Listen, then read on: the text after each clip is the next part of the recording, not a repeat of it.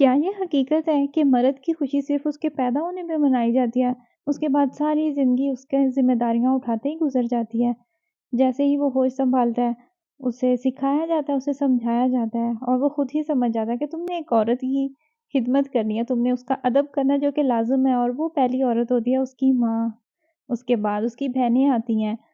और मुझे अपना याद है जब मैं छोटी थी, मेरा भाई और मैं हम दोनों आपस में एक दफ़ा झगड़ा कर रहे थे और मेरे अब्बू ने हमें देखा, तो अब्बू ने उससे डाँटा था, उससे मना किया कि बहनों से कोई ऐसे बात करता है, लेकिन उन्होंने मुझे कुछ नहीं कहा। तो तब हम बहुत छोटे थे, लेकिन ये बात अभी तक मेरे माइंड में है कि उसे मना किया गया, मुझे कुछ नहीं कहा गया।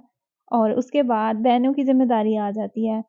फिर रिलेशन में वो चला जाता है, फिर जो उसका पार्टनर होता है, उसकी वाइफ़ होती है, उसकी वो ज़िम्मेदारी निभा रहा होता है, फिर बच्चे हो जाते हैं, बेटियाँ हो जाती हैं और यही बात होती है कि जो बेटियों के साथ प्यार होता है ना, वो फिर वही समझ सकते हैं जिनकी बेटियाँ होती हैं। हमारा जब ज़ावियार पैदा होने वाला था, हमें नहीं पता था कि अल्लाह ताला हमें बेटी से नवाज़ रहे हैं या बेटे से, तो हमारा माइंडसेट यही था कि शायद अल्लाह ताला हमें बेटी दें।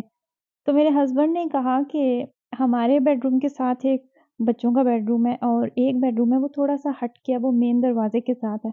तो मेरे हस्बैंड कहते हैं कि इन दोनों को उधर शिफ्ट करना है तो हमारी बेटी होगी तो उसका ये बेडरूम सेट करेंगे। तो मुझे इतनी हँसी आई और मैंने सोचा कि अभी पता भी नहीं है हमें, अभी आए भी नहीं है तो बेटों को दूर कर रहे हैं, तो बेटी अगर अल्लाह ताला ने दी तो वो हमारे साथ रहेगी, वो हमारे करीब यही रहेगी। ज़िम्मेदारियाँ होती हैं जो सारी ज़िंदगी मर्द निभाते रहते हैं और अल्लाह ताला ने इसीलिए मर्द में लीडरशिप क्वालिटीज़ रखी हैं। मर्द हमेशा घर का लीडर होता है, सरबराह होता है और मुझे वो औरतें पर्सनली बहुत बुरी लगती हैं जो कि मर्दों के साथ मुकाबला करती हैं और करना भी नहीं चाहिए, आप कर ही नहीं सकते क्योंकि अल्लाह ताला ने ऐसा बनाया। अल्लाह ताला ने औरत को भी बहुत इज़्ज़त दी है, अल्लाह ताला ने औरत को भी बहुत दर्जा दिया है, लेकिन अल्लाह ताला ने मर्द को औरत से ऊपर रखा है, तो इन बातों को हमें एक्सेप्ट करना चाहिए।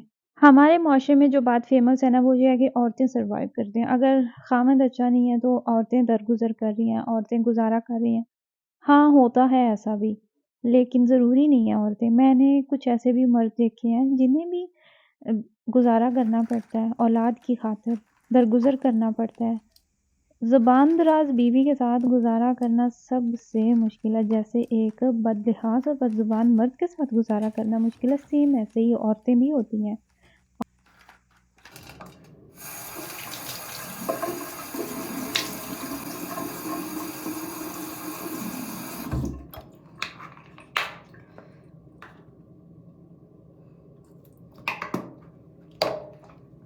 अल्लाह ना करे कभी किसी मर्द को किसी ज़ुबान-दराज़ औरत के साथ गुज़ारा करना पड़े या फिर उसकी ज़िंदगी इतनी मुश्किल हो जाए। एनीवेज़ मुझे किसी ने पूछा था कि आपकी स्किन केयर की रूटीन क्या है? कुछ स्टेप्स हैं ऐसे जिन्हें मैं डेली फ़ॉलो करती हूँ और हाउसवाइफ़्स जो होती हैं ना, जिनके प्लस फिर बच्चे भी होते हैं, उनकी कोई स्किन केयर रूटीन इस तरह की कोई स्ट्रिक्ट नहीं होती कि आप वो एक बे चीज़ें हैं जो आपने डेली आप वो फ़ॉलो कर रहे होते हैं, ये कोई नहीं होता है। काम चीज़ें बहुत से आगे-पीछे हो जाते हैं। फेस वॉश करने के बाद जब स्किन थोड़ी-सी गीली होती है तो उसके ऊपर मैं ये विटामिन सी सीरम अप्लाई करती हूँ। ये लॉरियल का ये मैंने पहले लिया था, आप लोगों को मैंने दिखाया भी था। तो बॉयकॉट लिस्ट पे है ये ब्रांड, लेकिन जब ये ख़त्म होगा तो फिर ही मैं कुछ जब नेक्स्ट देखूँगी ना तो मैं कोशिश करूँगी कि मैं किसी और ब्रांड का ले लूँ। अब इन्हें मैंने यूज़ तो करना है, मैं इतनी अमीर बिल्कुल भी नहीं हूँ कि ये मैं इतनी महँगी प्रोडक्ट्स जो है ना मैं इन्हें वेस्ट कर दूँ या फिर कूड़े में फेंक दूँ। सीरम अप्लाई करने के बाद फिर मैं सनब्लॉक अप्लाई कर लेती हूँ, जो कि मैं सनब्लॉक की जब से मुझे पता चला है ना कि ये आपकी स्किन के लिए कितना ज़रूरी है, इसको आपको लगाना चाहिए, हर हाल में लगाना चाहिए, घर से बाहर जा रहे हैं या नहीं, तो फिर मैंने इसे अपनी अब लाइफ़ का हिस्सा बना लिया हुआ है। इसे मैं डेली मैंने अप्लाई करना होता है। मेरी स्किन को इतनी आदत हो चुकी है ना ऐसी चीज़ों की कि मैं अब नहीं लगाती तो मुझे बड़ा ड्राई-ड्राई फ़ील होता है। बेशक हीटर्स आपके ऑन होते हैं, लेकिन फिर भी ठंड जो है ना वो तो फ़ील हो ही रही होती है और मैं ऐसी बंदी हूँ कि मेरे हाथ और पाँव हमेशा ठंडे रहते हैं, चाहे कितना भी हीट क्यों ना हो कमरे में। तो उसके लिए जो मुझे सबसे बेस्ट ऑप्शन है ना, मेरे पास सॉल्यूशन है और वो यही है कि हॉट वाटर बैग है। इसको मैंने डेली सुबह उठ के जब भी मुझे ठंड लग रही होती है ना, तो सबसे पहले तो मैं इसके अंदर पानी डाल लेती हूँ। जब ठंडा हो जाता है फिर दोबारा गर्म कर लिया। तो ये एक बड़ा अच्छा रहता है, पाँव भी आपके गर्म हो जाते हैं। अच्छा, कुछ लोग बदतमीज़ी कर देते हैं और कहते क्या हैं, देखो हम तो सच्चे हैं, हम तो ऑनेस्ट हैं, तो इसलिए नहीं, आप ऑनेस्ट नहीं, ऐसे लोग ऑनेस्ट नहीं होते, बदतमीज़ होते हैं। ये बात आपको तस्लीम कर लेनी चाहिए। जो आपके लफ्ज़ होते हैं ना, आपके लफ्ज़ों का चुनाव आपको बताता है कि आप कितने तरबियत याफ़्ता हैं, या फिर जो आप बात कर रहे हैं ना, वो सच्चाई के दायरे में आ रही है या बदतमीज़ी के दायरे में आ रही है।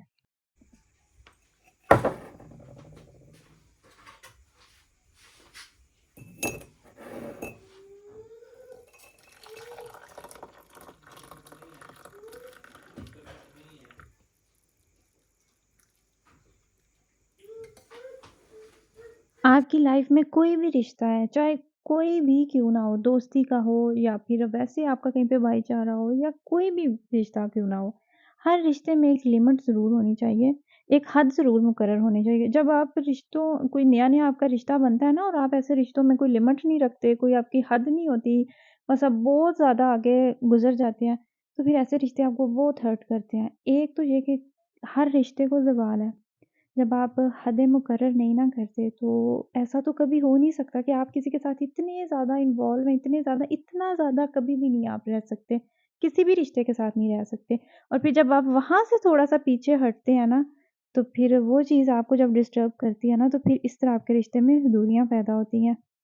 और फिर हमें एक ही आयत याद हो रही हो आ रही होती है कि अल्लाह ताला आपको दिखा देते हैं, हर रिश्ते की असलियत दिखा देते हैं, सब कुछ आपके सामने होता है और फिर अल्लाह ताला पूछते हैं कि बता मेरे सिवा तेरा कौन है? जब भी दिल दुखता है, दिल पे लगती है, आप किसी की वजह से रोते हैं तो सबसे पहले आप क्या करते हैं? आप अल्लाह ताला को सजदा करते हैं और फिर वहाँ आप अपने दिल की बातें करते हैं। तो रिश्तों में हद ज़रूर रखनी चाहिए। फिर जब ऐसी जगह से आपका दिल दुखता है ना, तो फिर आपको ये दुःख होता है कि यार मैं तो इसके साथ सिंसियर था, मैं तो इसके साथ मुख़लिस था, और ये देखिए कि जब आपकी कोई मुख़लिसी पे इस तरह से शक करता है ना, तो फिर ज़्यादा तकलीफ़ होती है। एनीवेज़ देखिए कैसी बातों में पूरी वीडियो निकल गई। मैं बना रही हूँ पुलाव, मीठे में मैंने कस्टर्ड बना के रख दिया ठंडा होने के लिए, और ये देखें परात मेरी अम्मी के हाथों से आई हुई परात। हम पाकिस्तान में गई तो उन्होंने मुझे 2 परातें ज़बरदस्ती साथ दे के भेजी। ये तकरीबन 5 से 6 साल पुरानी बात है। मैं इतना अरसा पहले परात लेके आई थी अपने साथ, लेकिन मैं यहाँ पे यूज़ नहीं कर रही थी, कब से मेरी खेलर में पड़ी हुई थी, तो अब मैंने निकाल के रखी है। चावल मैंने साफ़ करने थे, तो मुझे था कि शायद इन चावलों के अंदर कीड़ा बन चुका है, तो वो वही मैं देख रही थी। मुझे लग रहा था कि वहाँ पे मुझे परात की क्या ज़रूरत पड़ सकती है, तो शायद ये ऐसे ही रखी रहे, लेकिन नहीं, ज़रूरत होती है आपको इस तरह की चीज़ों की भी। लेकिन कुछ लोगों की ये भी हॉबी होती है कि वो पाकिस्तान से पहले तो चीज़ें यहाँ पे लाके फेंकते हैं, यहाँ पे रखते हैं, फिर यहाँ से फिर वो वापस लेके जा रहे होते हैं, जिनमें इस तरह के बर्तन सारे-फ़हरिस्त हैं। तो बेहतर होता है कि आप वहीं से आप उस तरह की चीज़ें लेके आएँ जिनका आपको पता है कि आपने यूज़ कर लेनी है। मैं बना रही हूँ यहाँ पे पुलाव, और ये साथ अपनी ड्यूटीज़ बड़ी खूबसूरती से सरअंजाम देते हुए मेरे हस्बैंड, यहाँ पे बस मेरा एक ही काम होता है, मैंने इसमें सब्ज़ मिर्च डालना होती है देख के कि इसमें कितनी काफ़ी हो जाएगी, और मैंने नमक डालना होता है। ये 2 चीज़ें इतना मुश्किल भी नहीं है, लेकिन उन्हें इस चीज़ का आइडिया नहीं कि कितनी ये पूरी हो जाएँगी। तो वो मैंने डाल दिया, अब मैं इसमें डाल दूँगी नमक, जितनी भी हुई तो फिर बाद में जो काम बच जाएगा ना, वो खुद वो ए सरअंजाम दे लेंगे। अब ठंड इतनी आ चुकी है, अब पुदीना भी ख़त्म हो रहा है, बस एक दफ़ा का और बचा है कि एक दफ़ा और काट के तो उसकी सॉस बन जाएगी, लेकिन उसके बाद जब तक ठंड रहेगी तुर्किश मार्केट से पुदीना आया करेगा। ये थी मेरी आज की वीडियो, आई होप कि आपको मेरी वीडियो अच्छी लगी हो। अपना अपनी फैमिली का ख़्याल रखिएगा। मुझे और मेरी फैमिली को दुआओं में याद रखिएगा। आपसे बात होगी इंशाअल्लाह ताला नेक्स्ट वीडियो में, तब तक के लिए अल्लाह हाफ़िज़।